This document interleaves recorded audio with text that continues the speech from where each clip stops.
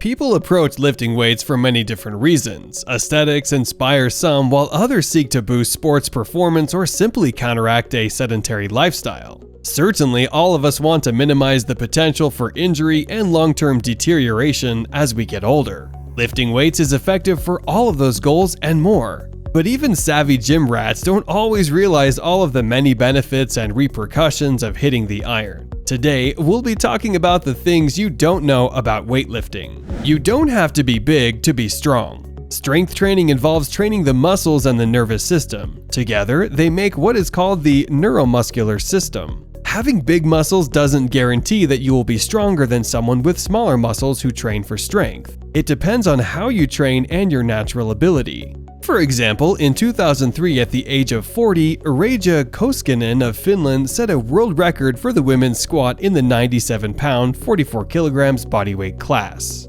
She squatted an amazing 377 pounds or 171 kilos. Almost 4 times her body weight. Keep in mind that bodybuilders emphasize more repetitions with lighter weights, while strength athletes lift heavier weights for fewer repetitions. Free weights activate more muscles than machine weights. Free weights generally require muscles other than those in the target muscle group to stabilize the weight when you move it. With machines, the weighted path is restricted and controlled by the structure of the machinery. As a result, fewer ancillary muscles are required during the lift, pull, or push. Even so, machine weights do an excellent job of channeling muscles. You can get the best variety and results if you do a combination of both free weights and machine weights. Steroid abuse has serious side effects. Anabolic steroids are used to enhance muscle tissue growth and provide the ability to train harder and recover quickly from exercise-related stress.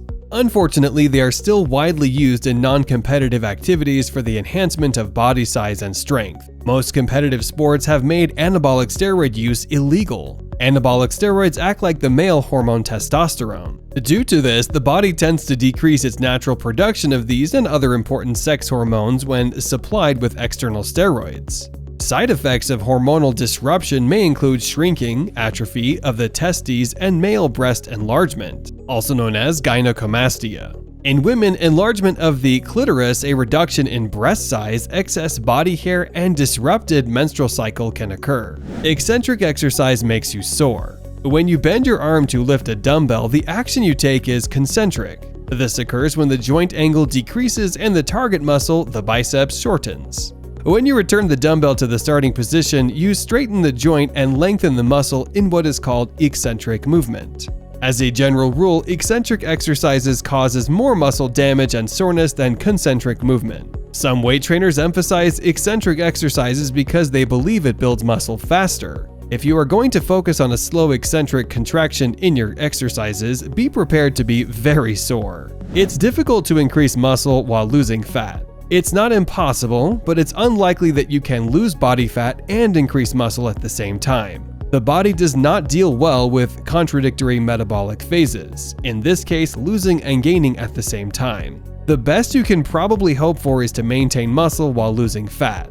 Experienced bodybuilders tend to do this in 2 phases. First, they build up body bulk, including some fat, by overeating and weight training. In the second phase, they trim the fat and maintain the muscle with a carefully constructed diet while continuing their muscle development program. Weight and aerobic training affect the heart differently. You may have heard the expression enlarged heart. This refers to an adverse health condition in which the heart muscle, including the chambers of the heart, are enlarged. The abnormal heart enlargement occurs because the heart muscle is weakened by an underlying disease process, or heart disease. The heart dilates to partially compensate for the weakened pumping action of the heart as a result of the disease. In contrast, athletes tend to have enlarged hearts because of the amount of stress they place on the heart's pumping requirements to fuel their training and competing. Some degree of heart enlargement in athletes is usually a normal response to exercise.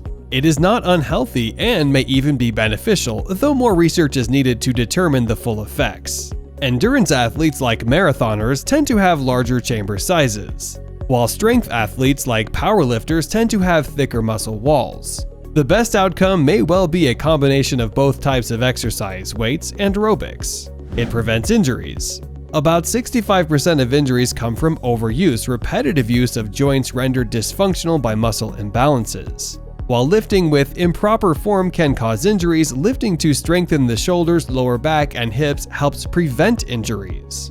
Hypertrophy equals gains in mass. Lifting lighter weights for many reps can be just as effective for building muscle and strength as heavy weights for fewer reps. The key is to lift to the point of fatigue. It makes you flexible. Lifting can improve flexibility. Though the stereotype of the bodybuilder who can't touch his toes is well-founded, lifting can improve flexibility. The key is to go through a full range of motion at the hips, midsection, and shoulders with each exercise. So, this brings us to the conclusion of today's video. Let us know what you liked about the video in the comments below. Till then, hope to see you in another video.